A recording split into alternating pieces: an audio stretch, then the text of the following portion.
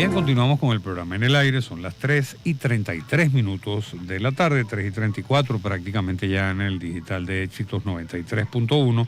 Y con nosotros está el economista Leonardo Soto. Él es además doctor en gerencia y es presidente de la firma Integral Consultores Group, ¿no? Y entre, bueno, las coordenadas digitales, pues son en Instagram Leonardo J. Soto G, y también en X o en Space, en fin, @Leonardo J. Soto G. Muy buenas tardes. Gracias por atendernos. Gracias a ti, Antonio, por la invitación. Ya sabes que siempre es un placer compartir contigo en tu espacio. Bueno, fíjese, nosotros queríamos hablar un poco de este asunto del Petro, que cumplió prácticamente 5 años, ¿no? Desde su creación formal hasta su desaparición. Y bueno, algunos piensan, bueno, es que el asunto del Petro, bueno, lo eliminaron, bueno, por todo este tema de la corrupción, ¿no? Que hubo en la Sunacrip. Pero bueno, si ese hubiera sido el motivo, digamos, es como cuando venden el sofá porque hay pues una traición marital y ese tipo de cosas, ¿no? Tú dices, vamos a acabar con la Sunacrip. Otros piensan, no, que había problemas en el Petro relacionados con la usabilidad, que había problemas en el Petro. Bueno, hubo una época que hasta PDVSA los recibía y después dejó de recibírselos a la gente de las estaciones de servicio, y eso afectó también su usabilidad. Y después a otros dicen, no, es que el problema era que lo habían puesto como un anclaje, ¿no? Decían, bueno, vale $60 el Petro. Y resulta que hubo operaciones, bueno, con 10% de descuento, también con apenas unos dólares de descuento, pero llegó a estar hasta con casi que más del 50% de descuento de su precio, digamos, original. Entonces no es verdad que estaba anclado, había unos negocios por fuera asociados a eso, de los cuales a lo mejor alguna gente se benefició comprándolos muy baratos, sabiendo que al final los iban a vender al precio de liquidación de los $60 por unidad. Muy buenas tardes, lo escuchamos.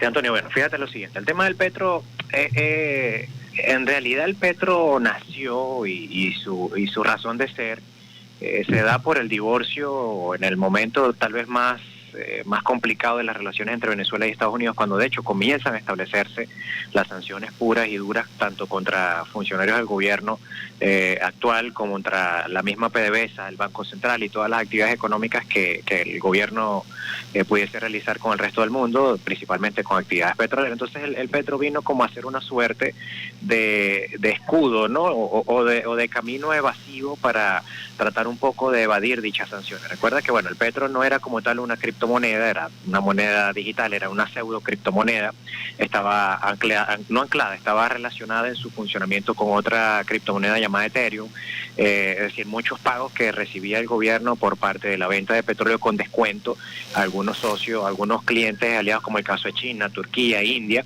se hacían en pagos de Bitcoin, ese Bitcoin se transformaba en Ethereum, ese Ethereum pasaba internamente a ser Petro, y luego ese Petro se filtraba a la economía con el sistema especulativo propio de se vende mucho, se vende poco, a ser cambiado en la economía venezolana en bolívares, a ser cambiado en dólares, pues ciertamente te permitía eso sube y baja de la variante en el precio, principalmente del Ethereum, que era con quien estaba relacionado el Petro.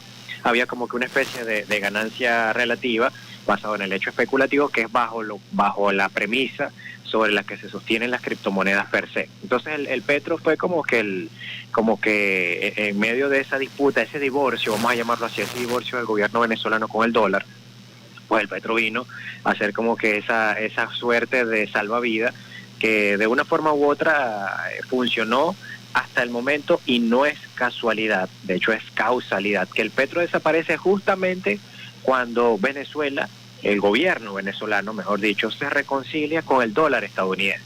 ¿Okay? Cuando ya se flexibilizan algunas sanciones, cuando ya las operaciones de comercialización de petróleo hacia Estados Unidos se hacen mucho más dinámicas, donde ya hay acuerdos firmados tanto con empresas norteamericanas como empresas españolas, inclusive acuerdos con algunas empresas indias con el tema del petróleo. Entonces ahora ya el Petro no es necesario en términos generales. Ahora nuevamente nos reconciliamos con el dólar al punto de que ya todos aquellos trámites gubernamentales que estaban regidos por esta referencia de valor denominada Petro hasta entonces ya están comenzando a indicarse en dólares. Obviamente no se pagan en dólares, se pagan en bolívares, pero como lo comenté hace poco, vamos a escuchar a partir de ahora todo lo que tenga que ver con pagos de trámites, como por ejemplo pasaporte o cualquier otro tipo de... El pasaporte lo acaban de anunciar, por cierto. Correcto. Ajá. Ellos están en su proceso de reestructuración. Entonces vamos a escuchar mucho el término indexado. ¿Por qué? Porque ellos van a hablar obviamente de dólares, no van a recibir dólares, van a recibir bolívares, y lo que les interesa es que al momento de recibir bolívares estén a la tasa de cambio oficial actual para obviamente mantener el sistema de ganancia gubernamental que está en ese proceso. Entonces el tema del petro, más allá del hecho de lo que pudo haber sido como una moneda digital para el país y su usabilidad, como bien lo mencionaste, que realmente siempre fue muy ambigua, nunca fue muy claro. Muy pocas personas, pudiese yo afirmar de manera muy osada, llegaron a descargar el Petro Wallet, por ejemplo, llegaron a comprar efectivamente, salvo ciertas personas tal vez muy vinculadas con el gobierno, muy relacionadas con el gobierno, muy cercanas al gobierno, o aquellas personas que, siendo pragmáticas totalmente, entienden cómo es el sistema de ganancia en el tema de las cripto, pues, y utilizaban el petro para ese proceso de ganancia. Pero pagar trámite, pagar gasolina, en algún momento varios conocidos intentaron hacer trámite pagando en petro y nunca se les reflejaba el pago, de pronto el pago no aparecía, perdían ese dinero y tenían que volver a hacer un segundo pago. Era un tema bastante complejo. Sí, fíjate, y el tema de la corrupción, que también, digamos, ya desde el año pasado, a raíz de todo lo que pasó con la Sunacrip, o sea, tenía una sede espectacular allá en Caracas, por cierto.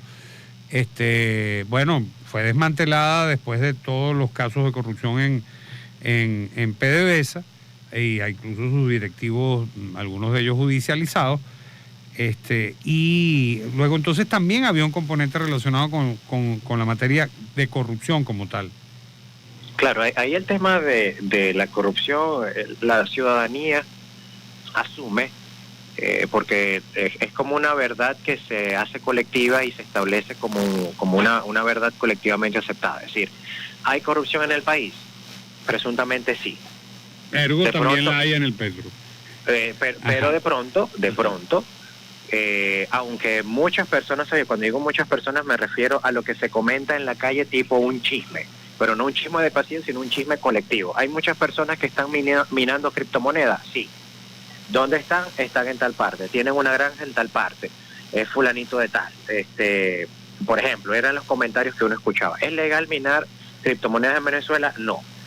Por el tema, uno, el tema del uso de los equipos; dos, el tema de la electricidad, que eso implica; tres, que eso es dinero que se genera sin ningún tipo de control, sin declaración de patrimonios, por ejemplo, ni había una claridad en la procedencia efectiva de ese dinero, si era para fondos lícitos o ilícitos. Está todo ese tema relacionado. Ahora, era conocido colectivamente que había corrupción asociada al petro, a las criptomonedas y todo lo que eso aguas abajo implicaba. Parece que todo el mundo sabía que era así, pero nadie lo aceptó como un hecho, digamos, punible, un hecho realmente judicializable, hasta que se emite estas órdenes de aprehensión y se hace esta presunta depuración dentro de PDVSA, que fue muy mediática, tuvo muchos matices de show. La gente vio mucho en redes sociales de bragas naranjas, cuando los privados de libertad en Venezuela no utilizan bragas naranjas una vez que han sido privados de libertad e inclusive enjuiciados. Así es, hubo mucho de show, un poco para tratar de vender el hecho de que se está haciendo una limpieza interna desde el punto de vista institucional a nivel de PDVSA, porque aquí es donde vamos al hecho práctico. El petro nace en un contexto de sanciones. Inmediatamente fue, se le impusieron sanciones al petro, igual que a muchas operaciones. Funcionaba de manera, subterránea, oculta, oscura, en medio de este intercambio entre criptomonedas minables y es el petro que no se mina. De pronto pasa PDVSA por este proceso de depuración cuanto al tema de corrupción. Y todo te está dando el indicador de que el gobierno en ese momento está utilizando. Si bien pueden existir pruebas que no lo sé, no estoy ni afirmando ni negando nada, ojo, Sí.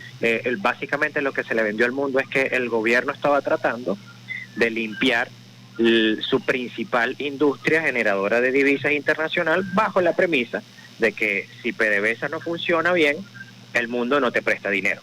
Si PDVSA no funciona bien, tu principal cliente o tus principales clientes no quieren hacer negocios contigo. Tus principales aliados ideológicos políticos, como el caso de China y Rusia, no te toman en serio, porque aparte de que tienes una deuda con ellos que puede superar fácilmente los 50 millones de dólares con cada uno, pues tampoco estás haciendo nada internamente para ajustar las cuentas y garantizarme que vas a pagarme lo que me debes y que además puedes pagarme lo que yo posiblemente te preste en el futuro. Entonces todo este tema del petro, que en su momento, como repito, funcionó para un poco evadir las sanciones, perdió pues su concepción práctica para el gobierno. O sea, esta reconciliación, entendemos que el levantamiento de las sanciones es condicionado y sigue siendo un proceso frágil, dadas las circunstancias políticas de Estados Unidos y las nuestras, pero pues ya estamos vendiéndole petróleo a Estados Unidos está vendiéndonos gasolina y otros insumos, estamos recibiendo dólares de Estados Unidos en ese proceso transaccional. Entonces ya el gobierno se reconcilia con el dólar, siguen hablando del proceso de desdolarización de la economía internacional, es comprensible, es la línea discursiva que se está manejando en esa polaridad ideológica que está tratando de desligarse del tradicionalismo económico establecido por Estados Unidos desde el final de la Segunda Guerra Mundial y desde la caída de la Unión Soviética, pero hay muchos factores asociados al tema de que eso se pueda lograr en el corto plazo. Ya. Bueno, estamos conversando con el economista Leonardo Soto, sus redes digitales en la antigua Twitter, pues @Leonardo J. Soto G, igualmente en Instagram @Leonardo J. Soto G. Vamos a ir a una brevísima pausa. A nuestra vuelta vamos a hablar un poco. Por cierto, ¿el petro quedó como unidad de cuenta o ni siquiera para eso? No, ni siquiera para eso. Técnicamente desapareció en su totalidad. Ya, sí, porque hasta lo del pasaporte no lo usan como referencia, pues, me refiero. No que no se podía pagar, pero encima no lo usan como referencia, que era la manera de decir eso de unidad de cuenta. Lo único que queda del petro es el nombre del presidente de Colombia, pero de resto, dentro de Venezuela, técnicamente están dejando absolutamente nada. Breve pausa, ya regresamos con Leonardo Soto. En el aire, periodismo total, con Antonio Di Gianpaolo.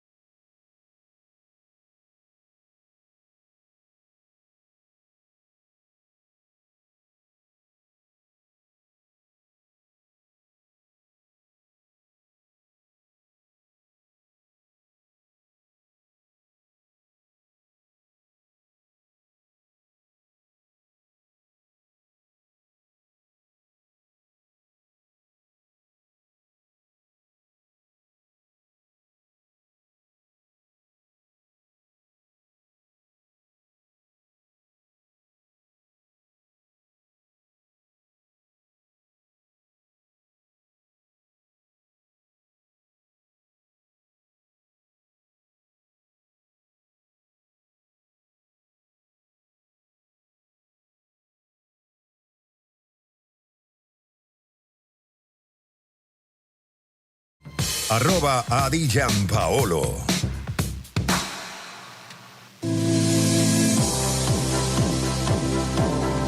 Y en 3:52 en el Digital de Éxitos 93.1 seguimos en la conversación con el economista Leonardo Soto y queríamos conversar en esta parte del programa en general sobre el tema del mundo de las criptomonedas, que es quizás para el común de los mortales, digo yo, es un tema un poco enredado. Fíjese que usted, a lo mejor alguien hace un gran esfuerzo a lo largo de su vida, ahorrando, en fin, y logra juntar una platica, supóngase, como para comprar un Bitcoin, ¿no?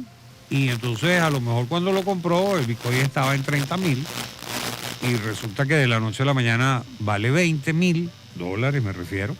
O sea que perdió prácticamente una tercera parte del esfuerzo de su vida de la noche a la mañana. Bueno, a lo mejor no es exactamente de la noche a la mañana, pero, o al revés, puede costar 40. Es decir, es un mundo muy especulativo. Entonces, quienes estamos más bien con la mente puesta en la actividad tradicional, en el trabajo regular, son cosas que a algunos nos asustan y a otros nos preocupan.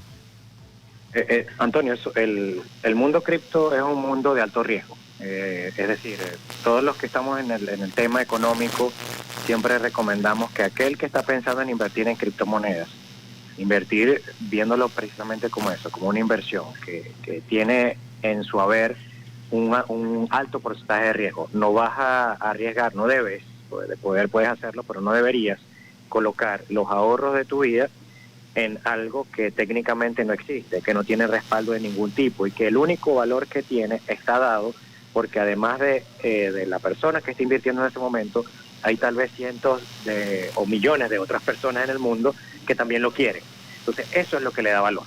Si como lo quieren 1, 1,000, 1,000,000 de personas y quieren tenerlo al mismo tiempo y es escaso, su valor apreciativo sube y cada vez más personas están dispuestas a pagar lo que valen en su momento. Pero como bien lo dijiste, es especulativo. Mañana sube porque de pronto las 1,000 millones de personas que tienen hoy X criptomoneda decidieron renunciar a esa criptomoneda porque ya no les interesa tenerla y las 1,000 millones las venden en masa en un momento determinado, ponte en un periodo de 2 semanas aproximadamente, el valor de dicha criptomoneda cae al piso y pierde totalmente su valor apreciativo y por lo tanto su valor financiero monetario y desapareció del mercado, que es lo que ha pasado con proyectos pequeños de criptomonedas.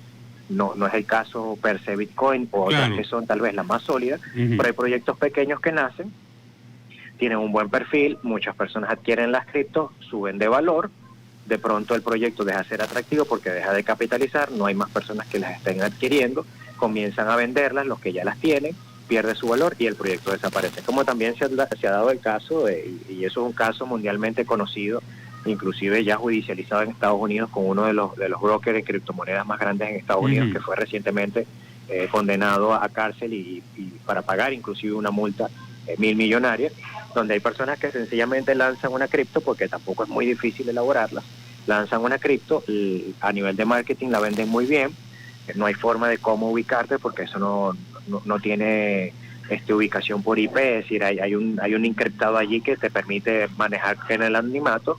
Tú convences a 1,000,000 de personas que te paguen $2 por cada criptomoneda, entonces ya ahí tienes un capital acumulado y de la noche a la mañana la cripto deja de existir. Es decir, también se ha convertido en algunos casos en una forma de estafa multimillonaria porque todo lo que está allí se hace sin ninguna regla, sin ninguna norma, sin ningún ente que regule. Todo está basado en la confianza que las personas le meten a eso y en su capacidad de asumir que si estás metiendo $100 o $1,000,000, hoy los tienes allí en las criptos y mañana pudieron haber desaparecido por cualquier razón. Entonces el que no entienda eso y se lance a ese mundo, por ejemplo, se lanza al mar con una herida abierta, desangrándose mientras hay tiburones alrededor, obviamente estás llamando al peligro inmediato y tu vida corre peligro. Eso es así. Y ese es el mundo cripto, especulativo, con un riesgo que supera el 50, el 60, inclusive el 70%, y donde aquellos quienes estamos, repito, en el mundo económico, recomendamos que quienes se meten allí no inviertan más de un 5% de su capital de inversión. 5% de su capital de inversión, ni siquiera de su patrimonio, nada de eso, de su capital de inversión, bajo la premisa de que ese 5% mañana pueden perderlo. Claro, es que incluso bueno, preparándome un poco para la conversación, yo había leído que al principio del surgimiento de Bitcoin, que es de las, así como Ethereum, pues de las monedas tal vez de las más conocidas y en torno a las cuales hay más usabilidad.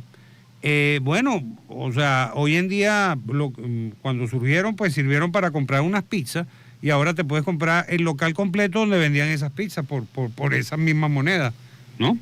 Una cosa asunto, claro, el asunto es que puedes comprar técnicamente cualquier cosa sin que quede huella de eso. Esa es la gran preocupación de los gobiernos. Sí, es decir, de allí puede salir financiamiento al terrorismo, de allí puede salir financiamiento o el narcotráfico puede manejar sus ganancias y utilidades. Es decir, de ahí puede salir tanto lo que es muy bueno como lo que no es bueno. Ojo, no es que con las monedas actuales de curso legal eso no ocurra, porque tú y yo sabemos que eso ocurre con el dólar, ocurre con el euro. Sí, pero el sistema bancario está, digamos, hay una trazabilidad que pareciera que no es tan así en el mundo de las cripto, ¿no? Eso es correcto. Con el mundo monetario, aun cuando el efectivo sea el predominante, siempre existe una huella que puede seguirse. Sí, algunas son más esquivas que otras. Con el mundo de las cripto no. El anonimato prevalece y son transacciones digitales. Es decir, tú puedes fácilmente pasar $1.000 millones a través de cripto, cosa que no puedes hacer en efectivo. Por ejemplo, los billetes hacen bulto y pesan bastante, por ejemplo.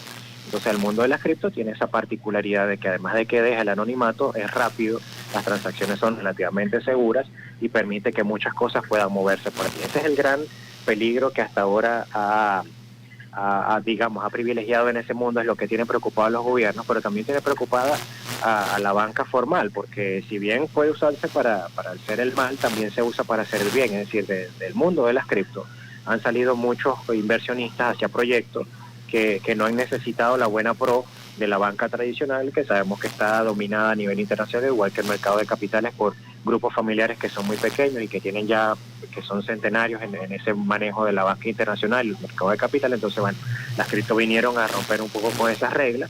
Entonces hay todo un ecosistema económico que está surgiendo de eso. Cuando las criptos estaban en su mejor momento, de pronto Facebook lanza el tema del metaverso, que aunque no pegó como debió haber pegado, pues tuvo una incidencia en una mayor valoración de lo digital. Lo conversamos en off, que tú lo mencionaste, el tema de los NFT, que eran técnicamente obras de arte diseñadas a través de códigos específicos que las personas pueden adquirir pagando cualquier criptomoneda por ese tipo de códigos que eran básicamente banales. O sea, yo simplemente compro una pieza artística hecha con características específicas que nadie más va a poder copiar y yo tengo la exclusividad de la adquisición. Y hubo personas que capitalizaron en el mundo entero hasta $10 millones vendiendo algo que tardaron tal vez 30 minutos en elaborar, por ejemplo. Entonces puedes ver que la variabilidad del comportamiento económico mundial entre lo que se produce, lo que se vende y cómo eso afecta los rangos de valor en ese mundo, pues han hecho que la economía tradicional, que viene muy golpeada porque sigue siendo muy dogmática, pues digo, bueno, ¿hacia dónde va esta gente? ¿Y qué es lo que están haciendo? ¿Y cómo lo están haciendo? A esto se suma además otro ingrediente interesante a la ecuación, que es el tema de la inteligencia artificial, que hoy está determinando una nueva forma de cómo nos relacionamos en el mundo digital. Entonces hay muchas cosas interesantes a nivel de esta economía diferente que está sobre la mesa, que está cambiando la manera de hacer las cosas, está cambiando la manera de ver las cosas, está cambiando la manera de cómo valoramos el tiempo, el conocimiento, el trabajo físico, el trabajo intelectual. Son muchas cosas que se van sumando en esta ecuación que realmente no hay que perderle la vista. Y esto no es un tema de que sea solo para chamos. Hay mucha gente que me dice, no, esto solo lo mira el chamo. No, todos tenemos que entender cómo funciona esto. Y para eso tenemos que dejar atrás algunos dogmas, algunas cosas que ya tal vez no son tan útiles hoy y darle espacio a estos nuevos conocimientos, a esta nueva forma de hacer las cosas. No, muchísimas gracias. Por cierto, hubo una película no sé si está nominada, por cierto, al Oscar, pero es una película que me parece haberla visto en estos portales o en estas plataformas de streaming, justamente que parte de la trama tiene que ver con la utilización de estas obras artísticas a través de sistemas digitales, ¿no? Sí, el tema aquí es ¿a qué le das valor? ¿Por qué le das valor y cuánto estás dispuesto a pagar en función de esa valoración? Hace poco fue tendencia a nivel mundial que un artista, entre comillas, pegó una banana, un cambur, la pegó en un espacio en blanco, la pegó con cinta de embalar, por ejemplo. A eso lo llamó arte disruptivo y eso costó millones de dólares. Entonces, mira, ¿qué es eso para mí? Es un cambur pegado con cinta adhesiva en una pared blanca, pero para alguien era arte vanguardista y estaba dispuesto a pagar 3 millones de dólares por eso. Claro, a ese nivel de, digamos, variantes en la valoración y lo que estamos dispuestos a pagar por eso se encuentra el mundo en la actualidad. Si no entendemos eso, estamos fuera del juego. Bueno, muchas gracias a el economista Leonardo Soto. Vamos a hacer una brevísima pausa y volvemos con la despedida. Gracias por tu atención. Gracias, Antonio. Un placer. Gracias. Usted está en el aire con Antonio Di Gianpaolo.